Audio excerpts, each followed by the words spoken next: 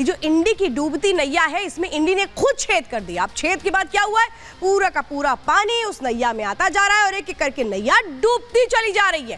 अब इस बार इस नैया में कील मारने का काम किसने किया है, ताकि नैया में और ज्यादा इनके एक तरह से छेद होते चले जाए और इसके बाद एक एक छेद करके ये पूरी की पूरी नाव डूब जाए। जरा ये आज आपको हम दिखाते हैं कि आखिर किस तरह से अब इंडी गठबंधन अपनी नैया को पार करेगा, उस पतवार को पार करेगा। ये देखना बहुत अहम हो जाता है। लेकिन अलग अलग जो बयान निकल कर आज सामने आ रहे हैं वो क्या दिखाते और बताते, उससे शुरुआत करते हैं।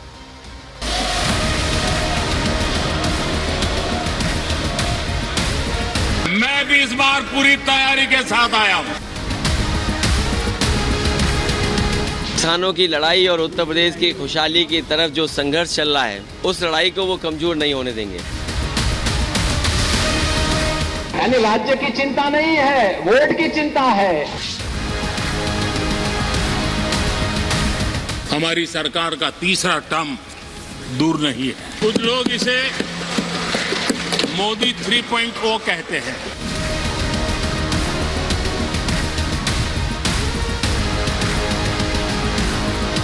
मैं नहीं मानती कि जयंत चौधरी जी वो इस तरह का कोई कदम उठाएंगे।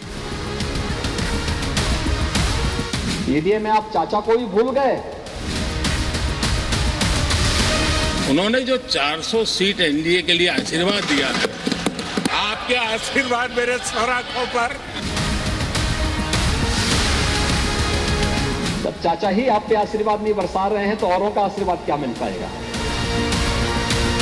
देखिए, जयंत को मैं अच्छी तरह से जानते हैं, तो वो कहीं नहीं जा रहे।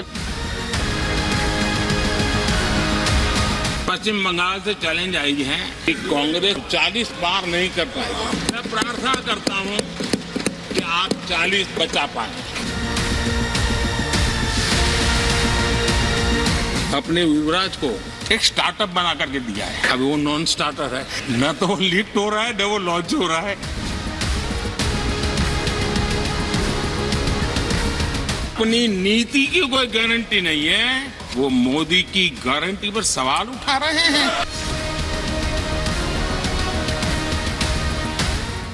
तो देखिए, प्रधानमंत्री मोदी ने तो बिल्कुल क्लियर कर दिया कि 3.0 शुरू होने वाला है। अब ये 3.0 को शुरू होने से रोकने के लिए जो पूरा गठबंधन बना था, इंडी गठबंधन, वो कैसे खंड खंड हो रहा है ये आपको बता रही हूँ। अब देखिए, ये आप देख रहे हैं बीच में जयंत चौधरी बैठे हैं, एक तरफ अखिलेश यादव है, दूसरी तरफ जेपी नड्डा है।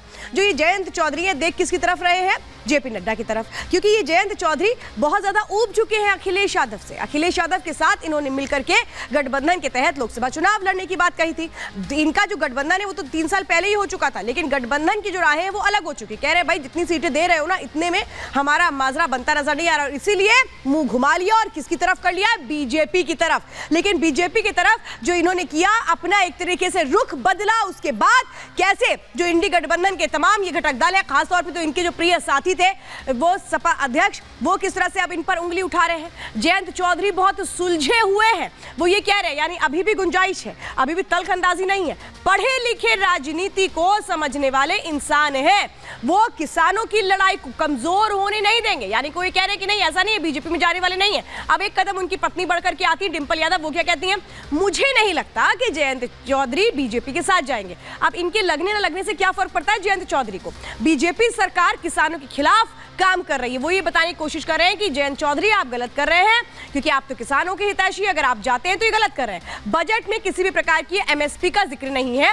वो इस बात की याद दिला रहे हैं जो योगी आदित्यनाथ ने बजट पेश किया था, वो उसका जिक्र कर रहे हैं। अब देखिए शिवपाल यादव, देखिए डिंपल यादव को आपने देखा। अब इसकी तरह से ये एक तरह से हम आपको बताते हैं कि क्या कुछ यहाँ पर किया जा रहा है और कहा जा रहा है, ये मैं आपको बता रही हूँ। जयंत चौधरी क्या करना चाहते हैं, जयंत चौधरी किस तरफ जाना चाहते हैं, ये देखना बहुत दिलचस्प होगा, क्योंकि अब राजनीति में कहते हैं कि जो राहें हैं वो जितनी जल्दी जुड़ती हैं उतनी जल्दी अलग भी हो जाती है। लेकिन जयंत चौधरी ने बीजेपी के साथ किस तरह से पूरी डील पक्की कर ली है, ये जरा मैं अब आपको अगली जानकारी देने जा रही हूँ, क्योंकि ये एक तरह से बताने जा रहा है कि जो बीजेपी के साथ रहा है वो कैसे अलग हो सकती है और इंडी के साथ एक तरह से अब वो आगे की राहें तय हो सकती है बीजेपी के साथ। और इंडी से अलग होकर के जयंत चौधरी कैसे अपना वो फॉर्मूला सेट कर चुके हैं, वो डील क्या हुई है बीजेपी के साथ, चलिए जरा वो मैं अब आपको बता देती हूं। जिन 4 सीटों को लेकर के डील हुई है वो क्या कहती है वो समझा देती हूं। समाजवादी पार्टी ने आरएलडी को दरअसल 7 लोकसभा सीटें दी थी जो उसको मंजूर नहीं थी। 3 सीटों पर दोनों में रस्साकशी शुरू हो गई थी। और इसके बाद कैराना, बिजनौर, मुजफ्फरनगर पर दरअसल अभी भी जो पेच है वो फंसा हुआ है। समाजवादी सिंबल आरएलडी चाहती है, लेकिन नेता इसे एक तरह से अपनाना नहीं चाहते थे। आरएलडी ने सीटें बढ़ाने की बात रखी थी, जिसे नहीं माना गया था समाजवादी पार्टी की ओर से, और इसीलिए जो राहें हैं ये अलग हो गई। लेकिन छोटे चौधरी का ये खेल क्या है, कैसे उन्होंने बीजेपी के साथ जाने की अपनी ये जो स्ट्रैटेजी है इससे प्लान किया है, ये चलिए जरा मैं आपको समझा देती हूँ। ये देखिए, ये है प्लान छोटे चौधरी का, जो बीजेपी के साथ वो खेलने जा रहे हैं मिलकर के। जयंत चौधरी को बीजेपी ने दरअसल 4 सीटों का ऑफर कर दिया, जिसमें कैराना है, बागपत है, आप देख रहे हैं मुजफ्फरनगर है, और इसी के साथ अमरोहा भी है। ये सीटें ऑफर की गई हैं जयंत चौधरी को। जयंत चौधरी बीजेपी से हालांकि ये कह रहे हैं कि 7 सीटें वो मांग रहे हैं, और इन 7 सीटों में कैराना, मुजफ्फरनगर, मेरठ ये सीटें शामिल हैं। इसी के साथ बागपत है, हाथरस है, बिजनौर है और मथुरा भी शामिल है। चूंकि बागपत वो सीट है जो उनकी परंपरागत सीट है, जिससे उनके पिता भी चुनाव लड़ते आ रहे थे। लेकिन क्या बीजेपी इस फॉर्मूले पर आगे बढ़ेगी? अब मैं आपको बताती हूँ कि वो सबसे महत्वपूर्ण जो सीट है जिसको लेकर के पेच फंसा हुआ है, वो कौन सी सीट है। ये 7 सीटें तो मांग ली गई जयंत चौधरी की ओर से, देखना है कि उनको 4 सीटें मिलती हैं या इससे ज्यादा मिलती हैं। लेकिन अब मैं जरा आपको एक और दिलचस्प आंकड़ा बताने जा रही हूँ कि आखिर ये जो पेच है ये फंसता कैसे है। अंदाजा लगाइए कि आखिर मुजफ्फरनगर की वो जो सीट है सबसे हॉट सीट है, जिसको बीजेपी अपने पास रखना चाहती है। यही सीट है जिसको लेकर पेच फंसा है, जिसको जयंत चौधरी भी चाहते हैं कि अपने खेमे में ले लें, क्योंकि इसमें संजीव बालियान जो है वो बीजेपी के बड़े जाट नेता है, सबसे बड़े जाट नेता जो यहाँ पर होल्ड अपना रखते हैं।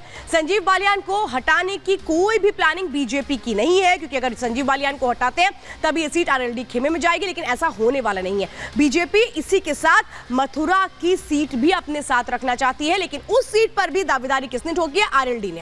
अब अयोध्या, काशी, मथुरा के नाम पर, चूंकि मथुरा जरूरी है, जिस बात का जिक्र भी योगी आदित्यनाथ लगातार करते रहे, और इसीलिए जरूरी है कि ये जो एक पूरा फॉर्मूला है इसको कैसे पूरा किया जा रहा है ये मैं आपको बता रही हूं। लेकिन कहा जा रहा है प्रधानमंत्री नरेंद्र मोदी जो ये छोटे चौधरी है इनको बड़ा चौधरी बना देंगे, लेकिन बड़ा चौधरी बनाने का जो फॉर्मूला बीजेपी ने सेट किया है वो क्या है वो मैं आपको बताती हूं। दरअसल बीजेपी भी जो 7 आ रही है आरएलडी के लिए, उसके पीछे का मकसद है पश्चिमी उत्तर प्रदेश की खास तौर पे वो सीटें जो एक अच्छा प्रभाव रखती हैं। वेस्ट यूपी में जाट वोट बैंक एक बहुत बड़ा निर्णायक वोट बैंक है, और अगर इसकी कुल आबादी देखेंगे तो वो 17% वोट एक तरह से शेयर, जो अभी तक एक बड़ा फैक्टर होता रहा है तमाम इलेक्शन में।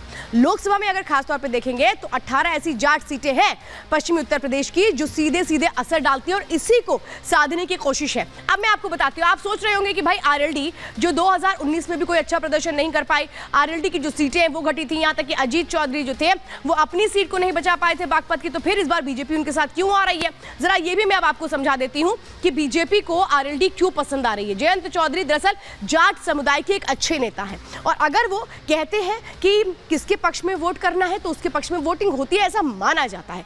2019 में जाटलैंड की 7 सीटों पर चूंकि बीजेपी ने हार उसको मिली थी, क्योंकि गठबंधन की जो सीटें थी वो जीती थी, जिसमें बीएसपी, एसपी, आरएलडी सब ने एक साथ मिलकर के जो चुनाव लड़े थे उसमें उन्होंने सीटें निकाली थी। आरएलडी के साथ बीजेपी के शेयरिंग के साथ ही पॉजिटिव असर होगा ये माना जा रहा है, और यही एक वजह है कि बीजेपी ने आरएलडी के साथ जाने की इस प्लानिंग को पूरा किया है।